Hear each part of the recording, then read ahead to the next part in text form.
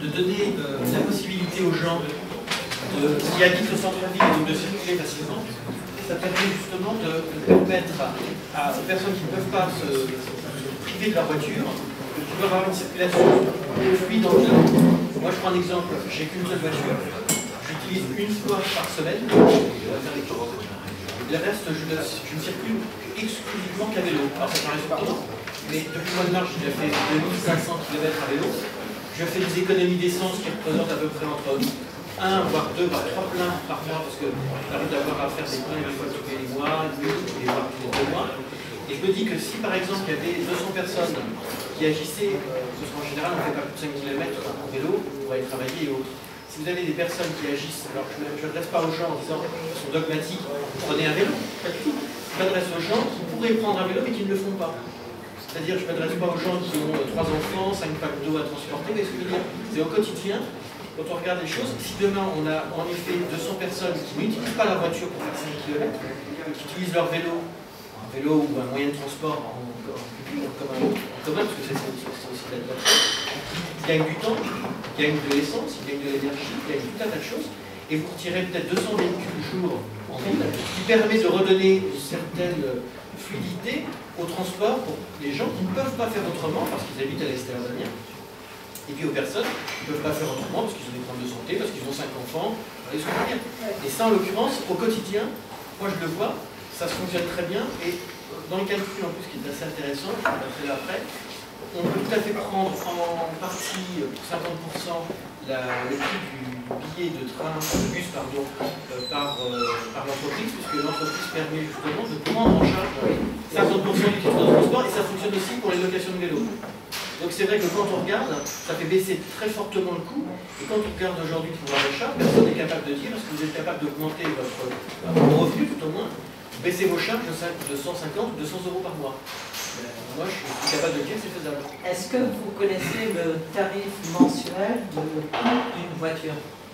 Je ne sais pas parce que j'utilise quasiment plus. 445 € en moyenne. Par contre, un vélo sur Amiens en version électrique, ça vaut 30 € par mois, je crois, de location. Et si vous prenez en charge par la taxe transport, le versement de transport, ça dépend comment on voit les choses, ça fait plus que 15 € par mois. Et je peux vous assurer que si vous faites plus de 50 000 km tous les 5 ans avec votre véhicule, ça vous permet de faire d'autres choses, d'avoir un rendu quand même qui est beaucoup plus intéressant, et puis d'avoir des voitures tampons qui déposent leur voiture pour aller travailler, puis après, on ne sait pas comment faire. Donc je trouve que les parkings relais, ça serait peut-être une solution pour après permettre aux gens de descendre avec des moyens de transport en commun. Tout à l'heure, quelqu'un a évoqué Compiègne, mais Compiègne n'est pas que le TC, il y a aussi, depuis 1970, un réseau de transport gratuit qui a été financé par la taxe transport. Ils sont loin d'être à 1,8. Oui, mais en effet, c'est intéressant ce que vous dites. Moi, surtout votre intervention, je pense qu'on ne peut qu'être d'accord.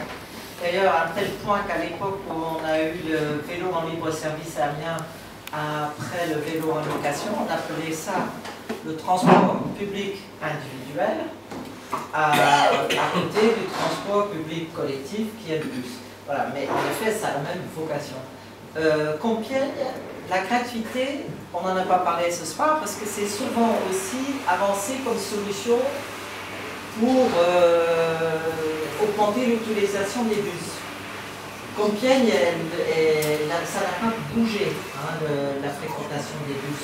Compiègne particulièrement, aujourd'hui, a été avant intramuros. Ouais. Maintenant, elle est extramuros, puisque l'ARC, l'agglomération de la région de Compiègne, est venue développer quelque chose de beaucoup plus large.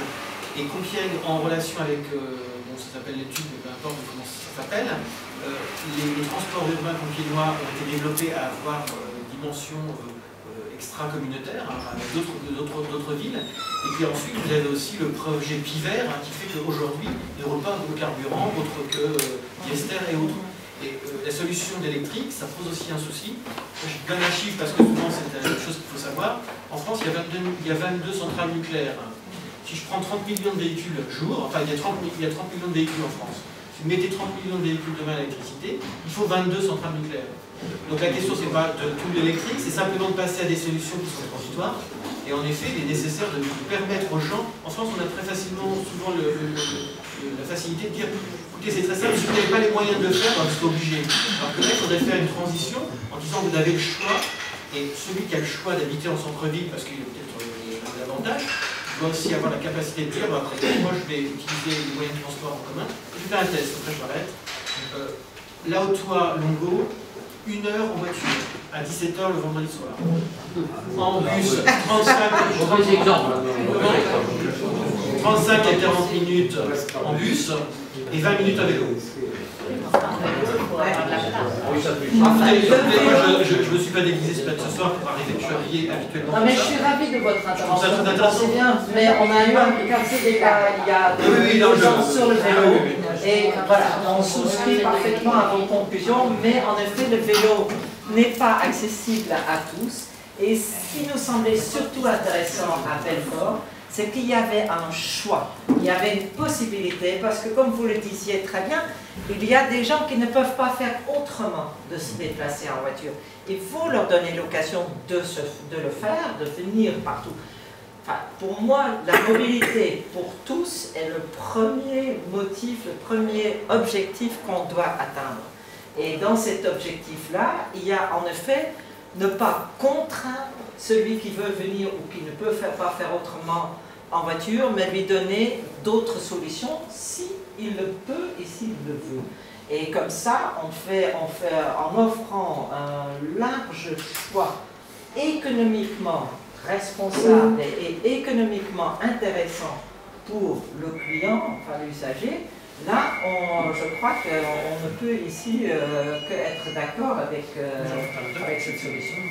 Et d'ailleurs, vous auriez un très bon client parce que l'autopartage, c'est fait aussi pour beaucoup, même pour les gens qui servent que d'une journée ou deux la voiture et qui restent stationnés tout le reste de la semaine. Alors que voilà, ça serait vraiment l'idéal que les gens l'utilisent à plusieurs. Il y a une demande. Et sur Belfort, ils sont à combien? Ils vont mettre en place 200 voitures, je crois. Ouais.